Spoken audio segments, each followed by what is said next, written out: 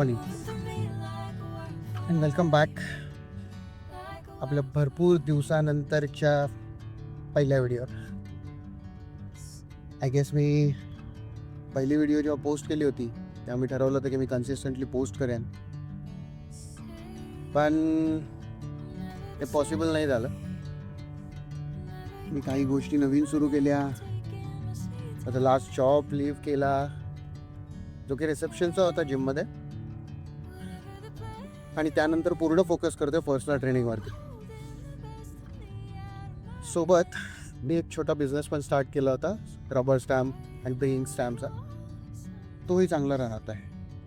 पण या सगळ्यामध्ये मी जी कन्सिस्टन्सी माझ्या व्हिडिओजसाठी ठेवायची होती ती ठेवली नाही. पण मी माझा डाएट, माझा वर्कआउट आणि ज्या ज्या गोष्टी मी ठरवल्या होत्या त्या बऱ्यापैकी कन्सिस्टंटली मी फॉलो केल्या आहेत.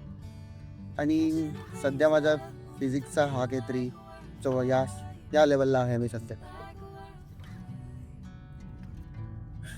मला तर वाटलं तर बरेच दिवसांनी व्हिडिओ चालू केल्यावर मी बोलू पण शकणार नाही, पण ठीक आहे, इट्स ओके, हे बी ठीक आहे. सगळ्यात मोठा प्रॉब्लेम जो आता झाला होता तर माझ्या आयफोनला स्टोरेज आहे 128 GB आणि माझे ऑलमोस्ट फक्त 30 to 40 GB शिल्लक राहतो आहे. आणि त्याच्यात यूट्यूबचे व्हिडिओज रेकॉर्ड करणं ज्या की लॉंग असतात तेवढं स्टोरेज नाही आहे सध्या, सो पॉसिबल नाही होत होतं. सो मी इग्नोर करत होतो, जे की मी करायला नाही पाहिजे होतं ॲक्च्युली.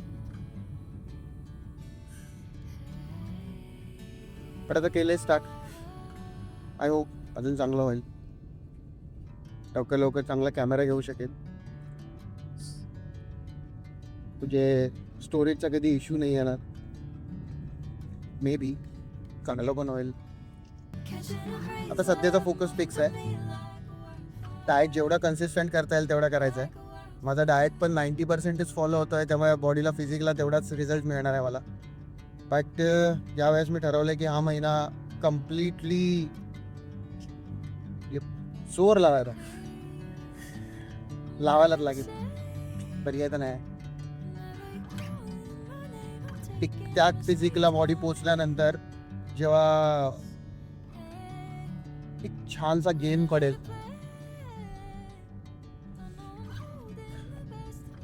बल्क पडेल चांगला मस्तवाला, त्या बॉडीला जो शेप येईल. आताही छान आलाय शेप, नाही असं नाही आहे, बट तरी पण समाधान नाही होणार माझ्या कधी, आणि समाधान झालंच नाही पाहिजे. प्रत्येक गोष्टी तुझं समाधान व्हायला लागलं तर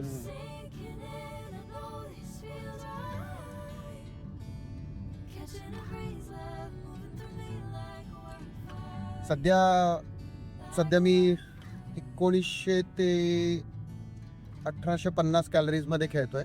मी ज्या दिवशी माझा रेस्ट डे असतो त्या दिवशी मोस्ट प्रॉब्ली मी कार्डिओ किंवा स्टेप्स किंवा थोडं जरा स्ट्रेचिंगवरती फोकस करतोय. त्या दिवशी मी 1850 कॅलरीज कन्झ्युम करतोय.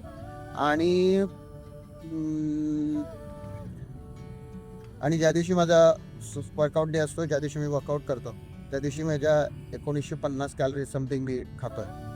तर त्याप्रमाणे सध्या चाललंय आणि त्याच्यावरती मला चांगले रिझल्ट मिळत आहेत. तर बरेच जण थोडं कार्ब सायकल फॉलो नाही करत, मी जरा कार्ब सायकल फॉलो करतो.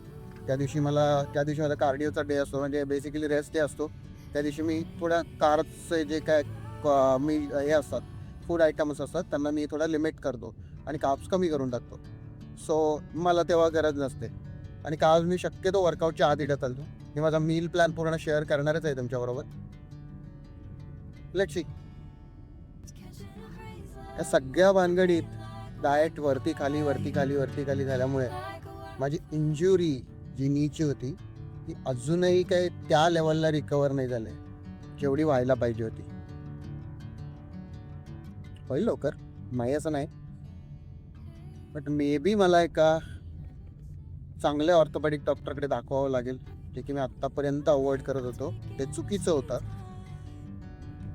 मला थोडं जरा स्वतःला टेस्ट आउट करायचं होतं की मे बी होईल रिकवर, आणि होईलही recover, but still actually problem काय आहे तो त्यांनी डायग्नोस केल्यावरती चांगल्या प्रकारे मला समजेल आणि मग मी त्याच्यावरती काहीतरी उपाय करू शकेल.